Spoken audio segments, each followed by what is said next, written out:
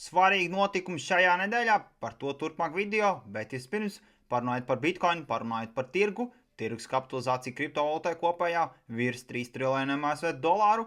Bitcoins šodien atverās un atstāja tādu minimālu CME gapu, kas ir pavisam niecīgs un kuram varbūt potenciāli nevajag baigi pievērst uzmanību, bet, kā mēs zinām, ilgākā, īsākā laika termiņā parasti CME gaps tiek aizpildīts. Ja mēs skatāmies šajā nedēļā, tad noteikti viens no svarīgākajiem gaidītākajiem notikumiem, tātad 10. datumā, kas ir trešdiena, tātad FOMC mītiņš saistībā par procentu likmu samazinājumu. Šobrīdējie dati liecina to, ka procentu likme tiks mazināta par 25 bāzes punktiem. Baumu līmenī šobrīd nāk no Goldman Sachs par to, ka varētu arī paziņot trešdien šajā preses konferencē par QE, jeb to, ka Federālā rezerve varētu janvārī sākt pirkt aktīvus, un otrdien, kas ir 9. datumā, 8:00 vakarā, pievienojas mums Kripto numur 1 YouTube kanālā. Būsim tiešraidē.